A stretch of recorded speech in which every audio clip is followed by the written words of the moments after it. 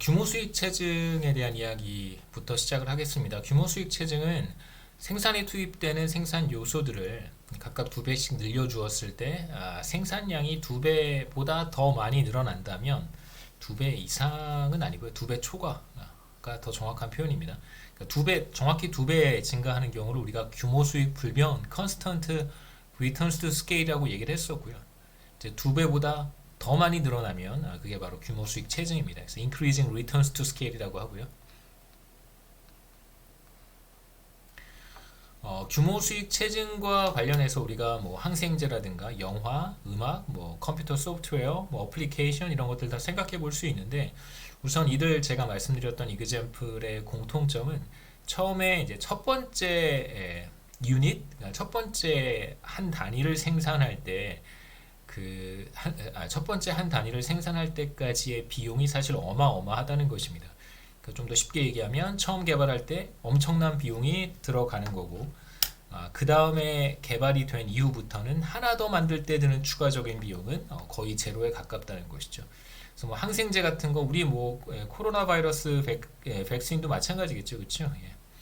백신 같은 경우에도 첫 번째 도스 혹은 뭐 첫 번째 바이럴 하나 만들어낼 때까지 정말 수천억 달러 정도가 이제 발생하지만 첫 번째 도스 혹은 첫 번째 바이럴을 만든 이후부터는 두 번째 바이럴 만드는 건 사실 뭐 거의 비용이 들지 않습니다. 뭐 생산 라인은 있어야 되겠지만 추가적으로 발생하는 비용은 상대적으로 미미하다고 할 수 있고요. 영화도 마찬가지겠죠. 영화 한 편을 제작할 때까지는 뭐 제작 비용이 어마어마하게 많이 들겠지만 이미 이제 영화를 제작한 다음에 그 다음부터 이제 영화 파일을 그냥 카피만 하면 되니까 영화나 음악 같은 거는 일단 제작이 되고 나면 그 다음부터는 카피하는 비용밖에 들지 않습니다. 컴퓨터 소프트웨어도 마찬가지겠죠. 어떤 새로운 소프트웨어를 개발했습니다. 그럼 이제 개발할 때까지는 어마어마한 비용이 들겠지만 그 다음부터는 그냥 카피만 하면 되니까 추가적인 비용은 거의 발생하지 않겠죠. 그래서 이들 어떤 재화들의 공통점은 첫 번째 단위를 생산할 때까지는 어마어마한 비용이 들지만 그 이후부터 추가적으로 한 단위 더 추가했을 때 발생하는 추가적인 비용, 이걸 우리가 한계 비용이라고 합니다. 한계 비용은 거의 제로에 가깝다고 할 수 있겠죠. 그래서 항생제를 생산하는 제약회사, 제가 뭐 바이오슈라고 한번 이름을 붙여봤는데 바이오슈가 연구개발을 통해서 새로운 항생제를 개발하려고 합니다. 새로운 항생제를 개발하기 위해서는 처음에 이제 엄청난 고정 비용이 발생해요. 픽스드 코스트라고 해서 F라고 제가 썼습니다. 그러니까 뭐 코로나 백신 같은 거 만들어낼 때 처음에 발생하는 비용과 비슷하다고 생각해 볼 수 있겠죠. 그래서 새로운 항생제를 Y만큼 생산할 때 우선 한 단위를 생산하기 위해서는 기본적으로 F만큼의 픽스드 코스트가 투입되어야 되고요. 그 다음부터 이제 F를 투입하게 되면 이제 한 단위를 생산할 수 있고 그 다음부터 하나를 추가로 만들 때 드는 비용은 그냥 단순하게 1달러다라고 가정할 수도 있습니다. 그래서 Y만큼을 생산한다면 그 다음부터는 하나 더 만들 때 10개를 만들면 추가적으로 발생하는 비용이 1달러라고 했으니까 마지노 코스트가 계속해서 그냥 1달러만큼만 발생한다고 생각할 수 있습니다. 그래서 새로운 항생제를 Y만큼 생산하기 위해서는 이제 Y만큼의 비용이 발생한다라고 한번 가정해보죠. 그냥 편의상 가정했습니다. 그래서 Y만큼을 생산할 때의 총 비용이겠죠.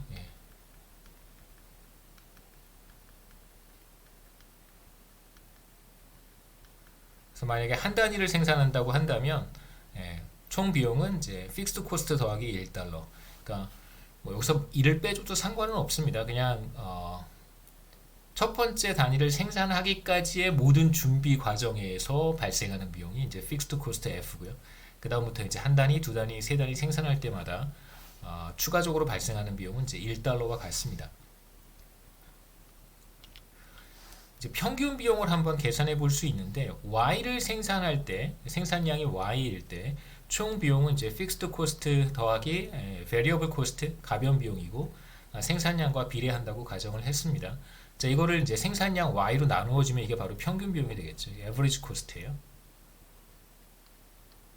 그래서 평균 비용은 총 비용 나누기 생산량과 같습니다.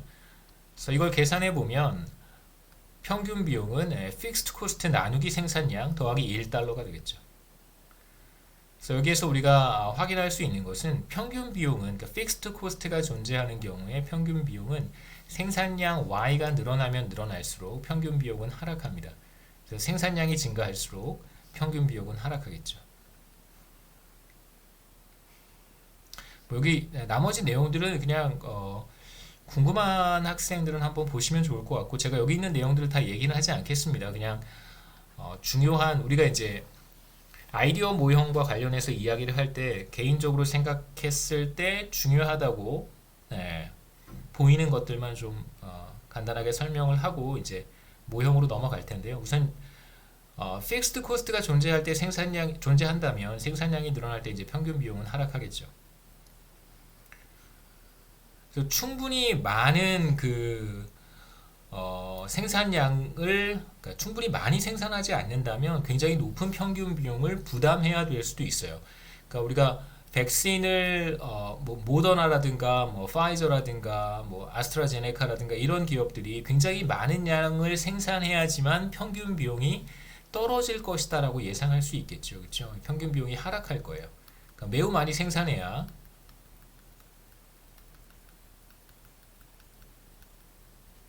평균 비용이 하락합니다.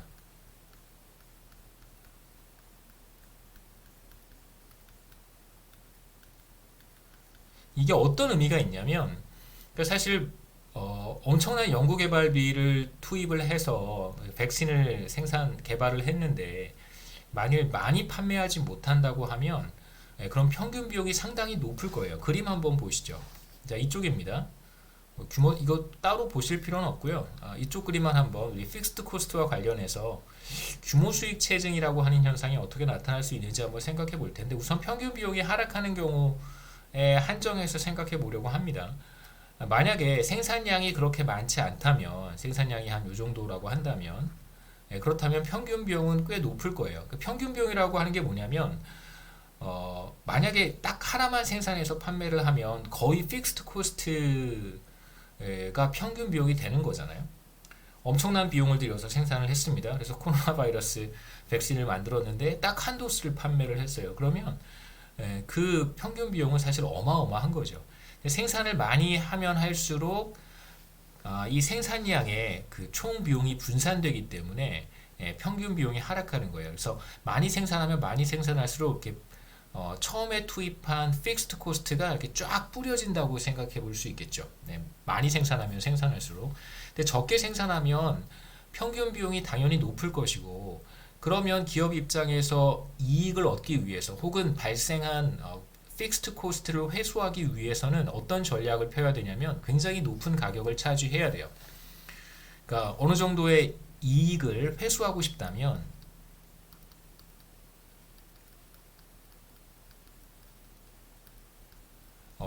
단위당 굉장히 높은 가격을 차지를 해야 될 거예요. 책정하지 않을 수가 없습니다. 안 그러면 손실을 입을 테니까요. 그러니까 엄청난 연구개발비를 투입을 해서 생산을 했는데 많이 생산하지 못했어요. 그러면 단위당 에버리지 코스트가 굉장히 높은 거란 말이에요. 생산 비용이 굉장히 높습니다. 그러면 이제 이윤을 회수하려면 단위당 적어도 평균 비용과 같거나 그거보다 조금 더 많이 받아야 되겠죠. 그래야지 이익을 회수할 수 있습니다. 적어도 평균 비용만큼은 받아야 손실을 입지는 않겠죠. 손해보지 않고 판매를 할 수 있습니다. 굉장히 높은 가격을 책정할 수밖에 없어요. 그게 이제 우리가 픽스드 코스트를 감안해서 생각해 봐야 되는 문제인데, 근데 지금 이제 우리가 무슨 얘기를 처음에 하고 있었냐면 non-rivalrous에 대한 개념을 처음에 소개를 하고, 그 다음에 보시면 우리가 예를 들어서 생각했던 6페이지에서 항생제나 영화, 음악, 컴퓨터 소프트웨어 이런 것들 특징이 뭐냐면 뭐 백신 같은 경우는 조금 예외일 수 있겠습니다만 저작권에 대한 보호가 페이턴트라든가 특허, 저작권에 대한 보호가 강하지 않으면 영화, 음악, 컴퓨터 소프트웨어 이런 거 불법 복제하는 게 그렇게 어렵지 않아요. 굉장히 쉽습니다. 특히 백신 같은 경우에도 만약에 그 백신을 제작하는 방법이겠죠, 그렇죠? 네, 그것이 공개가 되면 굉장히 많은 제약회사들이 빠른 시간 안에 백신을 개발해서 제조할 수 있을 거라고 생각합니다. 뭐 누구나 할 수 있지는 않겠지만 어느 정도의 기술을 확보한 기업들은 어렵지 않게 복제해서 만들어낼 수 있을 거라고 생각해요. 문제는 뭐냐면 저작권이라든가 어떤 특허가 보호되지 않았을 때 어떤 회사들이 항생제든 영화든 음악, 컴퓨터 소프트웨어 이런 것들을 그냥 쉽게 카피를 해서 1달러의 비용으로 생산해낼 수 있다는 거예요. 그러니까 불법 복제를 하는 기업들은 혹은 저작권이 보호가 되지 않아서 뭐 불법은 아니죠, 그렇죠? 보호가 되지 않으면 베끼는 것이 카피하는 것이 뭐 불법은 아니니까 그런 경우에 사실 그 카피하는 기업들은 픽스드 코스트를 F를 부담하지 않고 생산을 할 수 있는 거죠. 않고 생산을 하고요. 제가 아까 뭐라 그랬냐면 마지널 코스트가 1달러니까 편의상 그러니까 Y만큼을 생산하면 발생하는 비용이 그냥 Y인 거예요. F를 부담하지 않고 생산을 하게 됩니다. 그러면 이런 기업들은 카피를 해서 판매를 할 때 그냥 1달러만 받으면 손해를 보지 않아요. 가격을 1달러로 책정을 해도 손실을 입지 않습니다.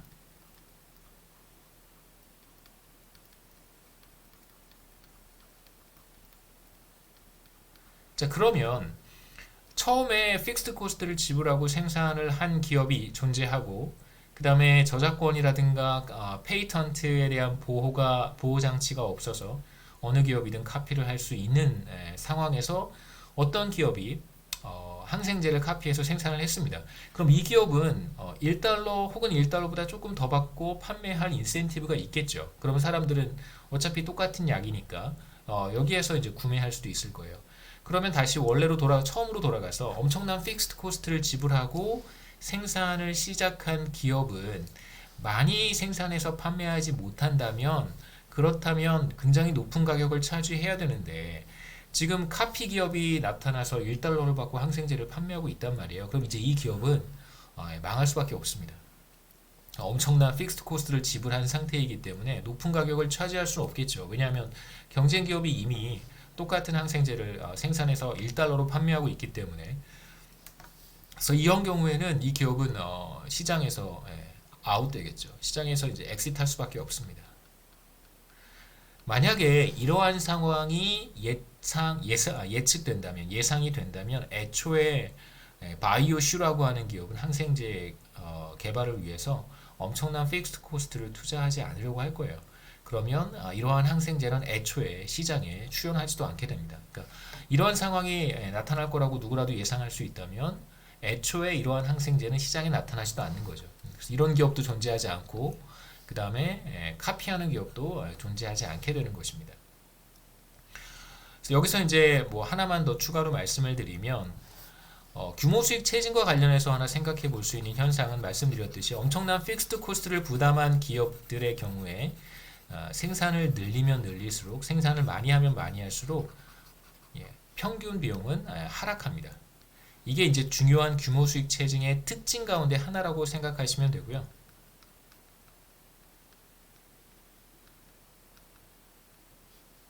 뭐 반드시 이게 규모 수익 체증이다 이렇게 생각하실 필요는 없습니다.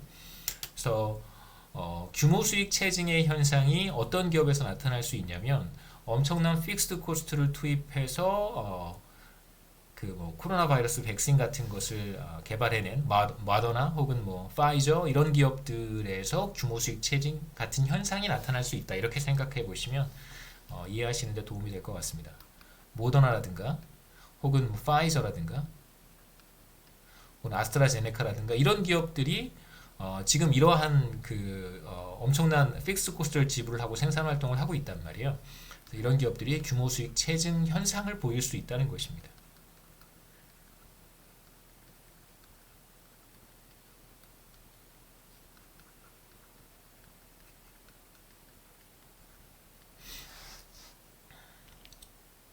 뭐 생산함수를 통해서 이제 규모 수익 체증 현상을 조금 더 뭐랄까요? 포멀하게 살펴보고 이제 모형으로 넘어가겠습니다. 규모 수익 불변, 규모 수익 체증 뭐 이런 얘기들 이제 좀 해야 되는데, 규모 수익 불변은 기억하실 수 있을 거라고 생각합니다만, K도 2배 해주고 L도 2배 했을 때 Y가 똑같이 2배 늘어난다면 그러한 생산함수가 이제 규모 수익 불변 생산함수고요. 지금 이제 우리가 생각해 보려고 하는 상황은 어떤 상황이냐면, K와 L을 똑같이 2배 했을 때 사실 A는 우리가 투입 요소로 간주하지 않기 때문에 일정한 값으로 유지했었단 말이에요. A. 그런데 이제 6장에서 우리가 보려고 하는 TFP라고 하는 A는 A라고 이제 쓰고 우리가 TFP라고 읽는데, A라고 하는 것은 6장에서는 이제 축적이 가능한 일종의 투입 요소라고 생각하는 것입니다. knowledge stack이라고 우리가 해석할 거고요.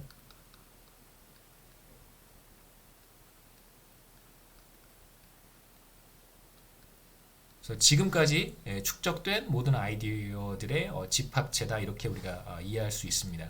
자, 그러면 A도 2배가 늘어날 수 있고 K와 L과 마찬가지로, 그렇다면 추가로 늘어나는 생산량은 과연 얼마나 될까를 한번 생각해 보자는 것이죠.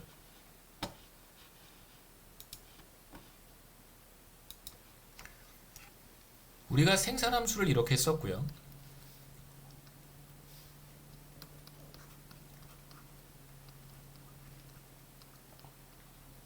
그 다음에 이제 Y도 축적할 수 있는 것이다 라고 한다면, 그러면 이제 이런 상황을 한번 생각해 보죠. 애플이라고 하는 회사와 이제 뭐 삼성이라고 하는 회사, 물론 뭐 서로 다른 국가의 헤드쿼터가 있어서 이걸 조금 이제 LG는 사실 스마트폰 사업 부문을 접었기 때문에 LG가 있었으면 조금 도움이 됐을 수도 있겠다라는 생각이 들지만, 뭐 만약에 이제 애플도 어떤 나라에서 애플이라고 하는 회사도 가지고 있고 헤드쿼터가, 그 다음에 삼성이라고 하는 회사의 헤드쿼터도 그 같은 나라에 같이 있다면, 그렇다면 이제 우리가 무슨 생각을 해볼 수 있냐면요, 애플이 그 스마트폰을 만드는 난리지를 축적을 했습니다. 그래서 이제 A가 사실 늘어난 것이겠죠. 그래서 스마트폰을 만들기 위해서는 이제 A도 늘어난 거고 K도 늘어났고 L도 늘어나게 됩니다. 똑같이 이제 삼성도, 물론 애플의 어떤 아이폰의 구동 방식이라든가 어떤 식으로 스마트폰이 워킹하는지에 대한 지식을 습득을 했을 것이고, 이제 거기에 추가해서 뭔가 새로운 아이디어를 더했을 거예요.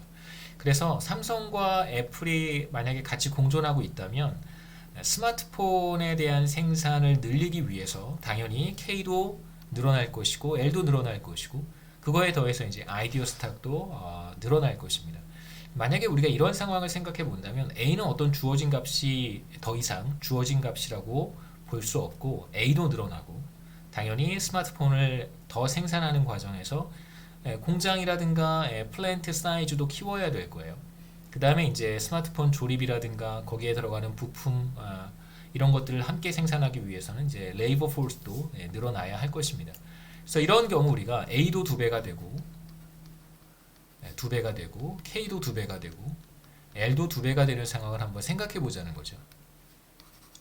그래서 A도 2배 한번 해보고 K도 한번 2배를 해보고 A, K, L 모두 2배를 한번 해보죠.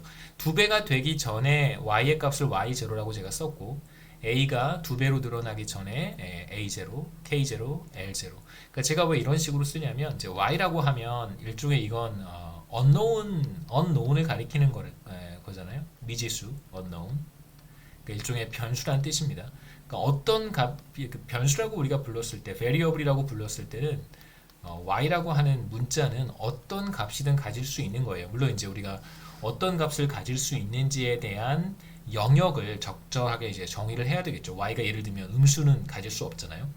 뭐 0보다 큰 0 혹은 0보다 큰 뭐 양의 실수에서 어떤 값을 가질 것이다, 이렇게 얘기를 하는데, y라고 쓰면 이건 그냥 변수고 어떤 영역에서 어떤 값이든 가질 수 있다라고 우리가 암묵적으로 약속하고 이런 기호를 쓰는 겁니다.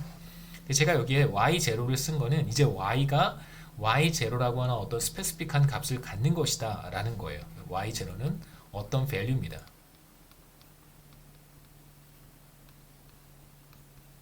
그래서 뭐 여러분들 수학 같은 거 공부하실 때 그 문자를 잘 표시하거나 그러면 뭐 그런 거 할 때 조금 더 도움이 될 수 있다고 생각은 해요. 개인적으로.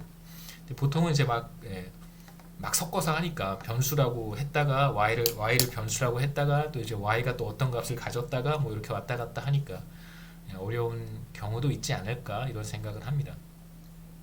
그래서 A가 A0일 때, 그러니까 TFP가 A0일 때, 자본 스탁이 K0일 때, 레이버가 L0일 때, 그때의 산출량 수준은 이제 Y0라고 부르겠다는 거죠.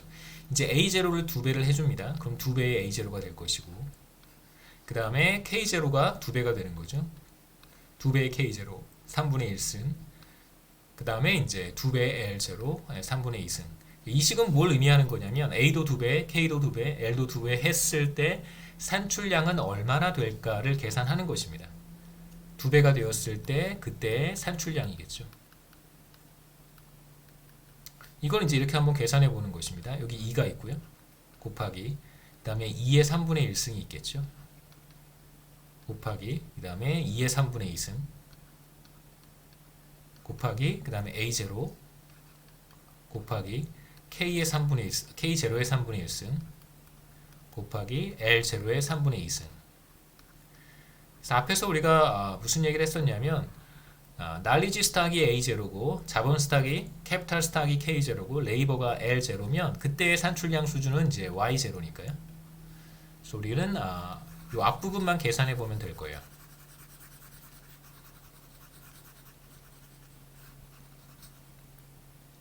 여기만 한번 계산해 보죠. 2의 3분의 1승 곱하기 2의 3분의 2승은 2의 3분의 1승 더하기 3분의 2승과 같으니까 이 값은 2와 같습니다. 그러면 2 곱하기 2만 해주면 되겠죠. 그래서 A, K, L을 모두 2배 했을 때의 산출량 수준은 뭐와 같냐면 2 곱하기 2, 4가 되겠죠. 4 곱하기 Y0가 같습니다. 그래서 여기에서 출발을 해서 날리지 스탁, 그 다음에 자본 스탁, 레이버 모두 각각 2배 했을 때 산출량은 이게 4배까지 늘어난다는 걸 확인할 수 있겠죠. 그러니까 똑같이 2배가 늘어나면 그건 뭐 규모 수익 불변이고 2배보다 더 늘어나면 우리가 규모 수익 체증이라고 얘기를 했었는데 그러니까 생산함수가 지금 이런 형태를 컵 더글러스예요. 규모 수익 불변 컵 더글러스 생산함수라고 가정을 하더라도 그러니까 지금 여기에서 규모 수익 불변이라고 하는 얘기는 K와 L에 대해서 규모 수익 불변이라는 뜻입니다. 정리를 한번 제가 하겠습니다. 이렇게 썼으면 이건 K와 L에 대해서 규모 수익 불변이라고 얘기할 수 있는 거고요. 보통은 우리가 이렇게 얘기해도 괜찮아요. 그러니까 K와 L에 대해 이런 표현을 생략해도 아무 문제 없습니다. 그런데 이제 폴 라머라든가 비슷한 시기에 이제 TFP의 증가라든가 아이디어 스탁이 어떻게 늘어나는가, 날리지 스탁이 어떻게 늘어나는가에 대해 관심이 있었던 사람들은 왜 A가 늘어나서는 안 되는 것인가? 왜 A를 한 국가 내에서 경제 활동을 하는 기업이나 경제 주체들이 왜 A를 늘리지 못하는가에 대한 A를 자발적으로 늘릴 수 있지 않을까? 이걸 조금 어려운 표현으로 내생적으로 A가 결정된다 이런 표현을 쓰거든요. 좀 어려운 표현이어서 제가 안 쓰려고 했는데 인다지너스라는 단어고요.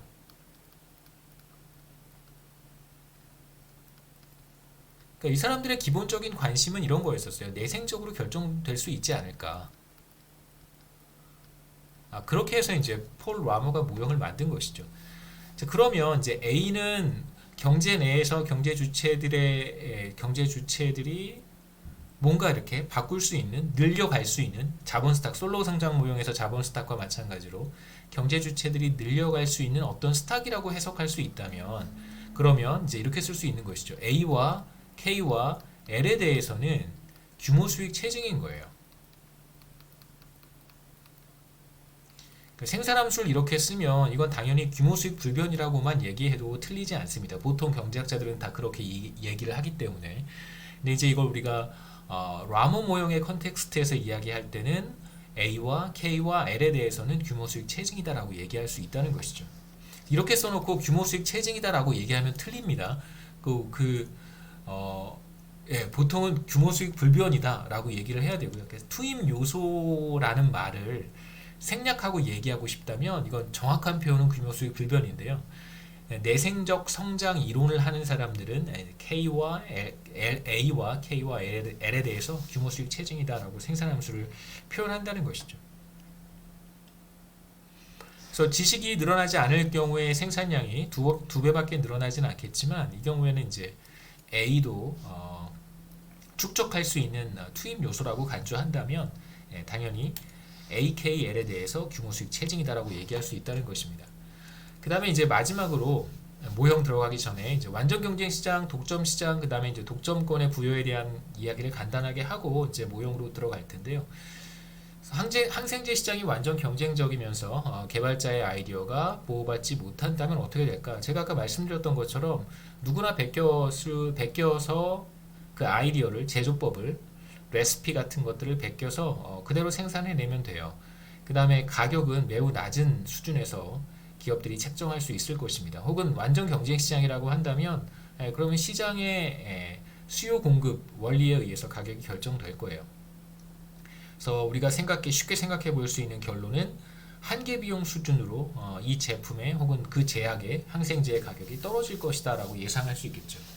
그럼 당연히 굉장히 높은 픽스드 코스트가 수반되는 이러한 생산활동, 경제활동에 애초에 제약회사들이 들어가려고 하지 않을 것이고, 그렇다면 이러한 항생제는 시장에 출현할 수 없게 됩니다. 당연히 저작권 보호가 되지 않는다면, 개발자의 아이디어가 보호되지 않는다면 당연히 그렇게 되겠죠. 최근에 그런 얘기가 있었잖아요. 미국이랑 몇몇 유럽 국가들이 모여서 코로나 백신 제조법 이런 것들을 이제 공개하자라고 하는 논의가 있었는데, 미국은 공개했으면 좋겠다 이런 의사를 표명을 했는데 독일에서는 반대했었어요. 이런 연구 개발을 공개해서는 안 된다라고 반대를 했었습니다. 근데 이걸 어떻게 이해할 수 있냐면, 일종의 미시경제학에서 이야기하는 게임 이론에서 얘기하는 리피티드 게임 같은 거예요. 반복 게임이라고 우리가 보통 부르는데, 저는 개인적으로 독일의 의견에 더 많은 경제학자니까요. 저도 물론 미시경제학을 하는 사람은 아니지만 독일의 주장에 대해 훨씬 더 저는 합리적이고 설득력이 있다고 생각합니다. 잔인한 의사결정일 수도 있겠지만, 잔인한 의사표현일 수도 있겠지만, 만약에 모더나든 파이저든 제조법을 공개를 해요. 그러면 앞으로 인류가 몇십 년, 몇백 년, 몇천 년은 더 살아가야 되는데, 최소한 몇백 년은 더 모르겠습니다. 지구가 앞으로 어떻게 될지는 잘 모르겠지만, 그래도 아직 최소한 몇백 년은 더 생존해 갈 것 같은데, 그 사이에 이러한 뭐랄까요, 팬데믹 같은 상황이 또 나타나지 말라는 법도 없을 것이고, 만약에 이번에 엄청난 비용을 들여서 백신을 개발한 회사들이 자신의 제조법을 공개한다, 레시피를 공개한다고 했을 때 앞으로 똑같은 일이 벌어지지 않으리라고 누가 장담할 수 있겠어요? 그럼 그때 가서 어떤 기업이 엄청난 픽스드 코스트를 투입해서 새로운 뭐랄까요, 백신을 개발하려고 할까, 이런 생각을 해볼 수 있겠죠. 일종의 리피티드 게임입니다. 연구 개발을 장려하기 위한 여러 가지 방법들이 있는데, 첫 번째가 계속해서 말씀드렸던 것처럼 페이턴트라든가 혹은 카피라이트, 특허와 저작권 법적으로 보호해 주는 것이고, 그 다음에 이제 정부가 직접 연구비를 지원하는 형태일 수도 있습니다. 미국 같은 경우에 모더나 이런 곳에 엄청난 연구비를 지원을 했죠. 이제 선구매 조건으로 엄청난 비용을 정부가 지원을 했습니다. 세 번째, 연구개발에 관심과 재능이 많은 학생들이 이제 관련 분야겠죠. 바이오 테크놀로지라든가 요즘은 조금 주춤한 것 같은데 한때 이제 굉장히 인기가 많았었고요. 지금도 꽤 많이 선호하는 것 같습니다. 바이오 엔지니어링, 바이오 케미스트리 이런 쪽 많은 이제 학생들이 관련 분야로 진출할 수 있도록 이제 장학금을 지원한다든가 아니면 여러 가지 형태 우리나라에서도 하고 있는 뭐 BK 같은 사업들을 추진한다면 그렇다면 네, 뭐 연구 개발을 장려할 수 있는 좋은 방법이 될 것입니다. 이어서 라모 모형 이제 시작할 텐데요. 이제 우리가 보려고 하는 모형 이름이 라모 모형이고 폴 라모의 라스트 네임을 따라서 이름을 붙였습니다. 우리가 생각해 볼 경제는 찰리와 초콜릿 팩토리가 가장 적합하지 않을까라고 생각을 해서 제가 그냥 교과서에 나오지는 않고요. 가장 적절한 메타포가 이 영화이지 않을까라는 생각에서 그래서 윌리 원카의 초콜릿 공장은 크게 두 개의 공간으로 이루어져 있다라고 가정을 하죠. 그런지 안 그런지 저도 잘 모르겠습니다. 얼마 전에 다시 이 영화를 옛날에 한 20여 년쯤 전에 나왔잖아요. 17년인가? 그 17년 전쯤에 16년, 17년 전쯤에 한번 봤고 처음에 개봉됐을 때 그 다음에 뭐 몇 번 더 봤어요. 몇 번 더 보고 봐도 재밌어서 최근에 또 다시 한번 봤는데 뭐 그런 것 같지는 않습니다. 두 개의 공간으로 구성이 되어 있지는 않고요. 뭐 여러 개의 랩이 있고 뭐 각자 뭐 다양한 일들을 하고 있죠. 크게 두 개의 공간으로 이루어져 있다고 가정을 하고요. 그래서 윌리 원카의 연구실에서는 이제 연구 개발이 주로 이루어지고 그 다음에 팩토리에서는 이제 초콜릿을 생산합니다. 그래서 두 개의 부문은 섹터는 하나는 이제 R&D 섹터라고 할 수 있고요. R&D 부문. 그 다음에 또 하나는 이제 생산 부문이라고 우리가 이야기할 수 있어요. 프로덕션 섹터. 그래서 R&D 섹터와 프로덕션 섹터로 구분할 수 있고, 그 뭐 대충 감을 잡을 수 있을 영화를 보신 분들은 대충 보면 이 팩토리에서 어떤 부분에서는 이제 R&D를 하고 쭉 이렇게 투어를 하잖아요. 뭐 어떤 부분에서는 이제 직접적으로 초콜릿을 생산하는지 대충 이렇게 감을 잡을 수 있을 거라고 생각합니다. 그래서 R&D 섹터에서는 초콜릿을 보다 효과적으로 생산하는 다양한 기술들을 연구하는 곳이다라고 얘기할 수 있겠죠. 뭐 TV를 통해서 초콜릿을 꺼낼 수 있다든가 뭐 그런 거 이야기하는 거죠. 움파룸파가 우리가 지금 보고 있는 라모 모형의 레이버입니다. 그래서 움파룸파가 노동을 제공하고 자본은 이제 우리가 따로 고려하지 않겠습니다. 캐피탈 스탁을 포함시켜도 되는데 모형이 지나치게 복잡해지고 물론 이제 훨씬 더 복잡해지는 대신 모형이 뭐 리치하다고 표현하죠. 모형이 되게 풍성해지기 때문에 할 수 있는 얘기들은 조금 더 많아져요. 근데 이제 문제는 우리가 5장의 솔로 성장 모형에서는 이제 자본 축적에 대한 그 이야기를 중점적으로 하는 것이 목적이었고 여기에서는 이제 자본 축적은 생략하고 아이디어라고 하는 것이 어떤 식으로 늘어나고 어떤 식으로 변화해 가는가에 대한 이야기를 하고 싶기 때문에 K를 생략하겠습니다. 자본 스탁을 생략하겠습니다. 윌리 원카, 라모 모형에서 윌리 원카 같은 캐릭터 이런 사람의 역할은 뭐냐면 일종의 이제 소셜 플래너라고 생각할 수 있습니다. 그러니까 뭐 거시경제학자들은 이제 이런 캐릭터를 뭐라고 부르냐면 benevolent dictator라고 이야기를 하는데요. 그러니까 이타적인 독재자.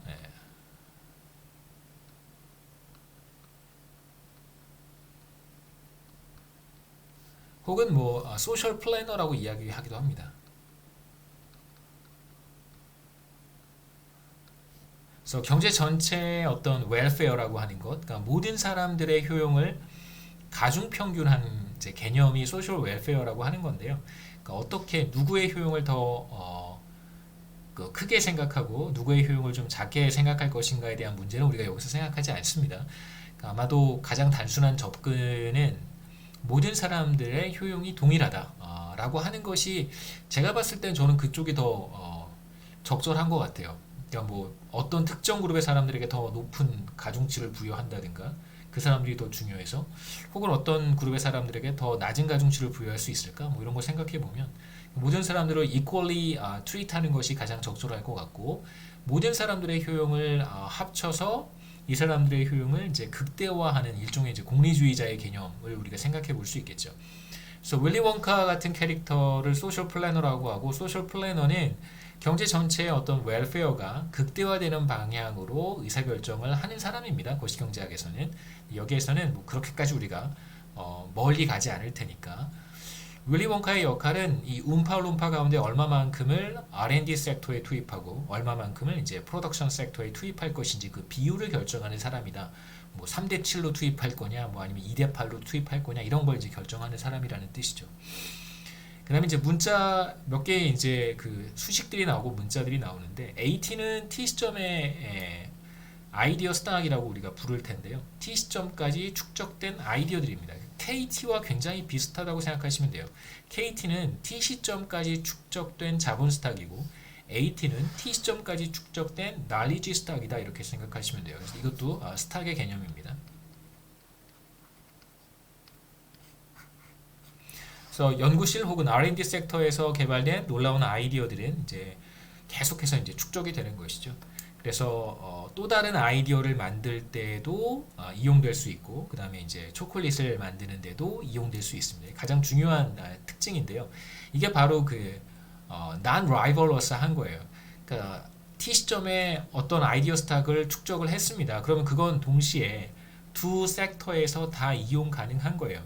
R&D 섹터에서도 이용될 수 있고, 그 다음에 초콜릿 생산에서도 이용될 수 있습니다. 당연히 아이디어 스탁은 아이디어라고 하는 건 초콜릿 생산에 이용되는 게 맞는데 동시에 그것은 새로운 아이디어를 만들어내는 데에도 영향을 미칠 수 있다는 것이죠. 그렇다고 해서 이 아이디어 스탁이 두 부문에 동시에 투입이 된다고 해서 아이디어 스탁의 퀄리티가 떨어진다든가 그런 일은 전혀 없겠죠.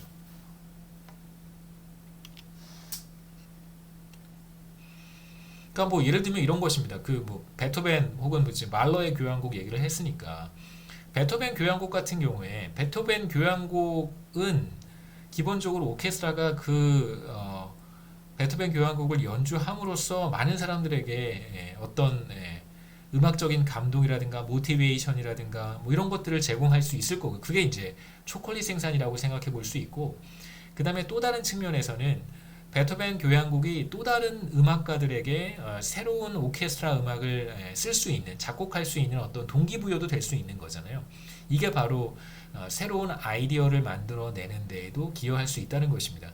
그러니까 뭐 연주할 때 혹은 뭐 양쪽에 다 베토벤 교향곡이 사용이 될 텐데 그렇다고 해서 베토벤 교향곡이 어디가 좀 달라지는 게 아니잖아요. 네, 그 퀄리티를 그대로 유지하면서 새로운 음악을 만드는 데에도 컨트리뷰션 할 수 있고 그 다음에 연주자들을 통해서도 새로운 연주자들을 통해서도 음악을 연주할 수 있도록 할 수 있습니다. 이제 그런 측면에서 이제 non-rivalrous하다고 이야기하는 것이죠. 윌리 원카의 초콜릿 팩토리에는 모두 이제 L명의 움파룸파들이 있다고 하겠습니다. 움파룸파의 숫자가 이제 L로 일정하고요. 그래서 윌리 원카의 역할은 이 가운데 얼마만큼을 R&D 부문에 투입하고 얼마만큼을 이제 생산 부문, 공장에 투입할 것인지를 결정하는 건데 뭐 움파룸파가 알아서 하겠지만 람다 1 람다로 표시를 하겠습니다. 그래서 람다가 R&D 부문에 투입되는 움파룸파 레이버의 비율이고요. 그 다음에 1 람다가 나머지가 되겠죠. 뭐 예를 들면 람다가 뭐 5% 이렇게 생각하시면 됩니다. 람다가 0.05라고 한다면 당연히 나머지 95%에 해당하는 0.95는 그 초콜릿 생산에 투입이 되겠죠. 그 다음에 이제 초콜릿 생산 함수를 우리가 가정해야 되는데 앞서 얘기했듯이 자본 스탁은 포함하지 않습니다.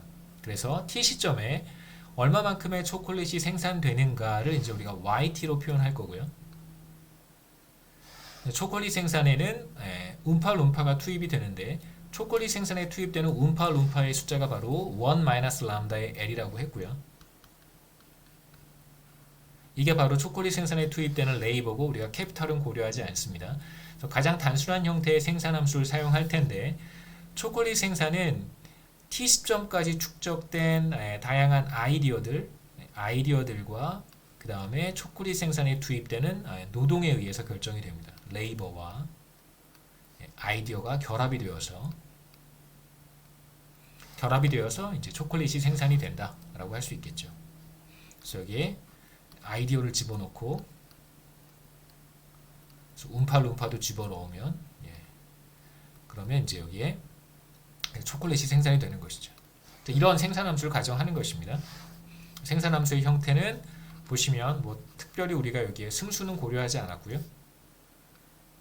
A와 노동을 결합해서 표시를 했습니다. 그 다음에 이제 우리가 중요하게 생각해야 되는 것은 솔로우 성장 모형에서 자본 축적이 어떻게 이루어지는지를 러브 모션의 형태로 표현을 했고, 이제 여기에서는 이제 아이디어가 어떻게 새롭게 늘어날 수 있는지에 대한 이야기가 핵심이기 때문에 아이디어 생산 함수를 조금 들여다 보겠습니다. 시간이 좀 애매해서 다음 시간에 아이디어 생산 함수부터는 다음 시간에 이어서 하도록 하겠습니다.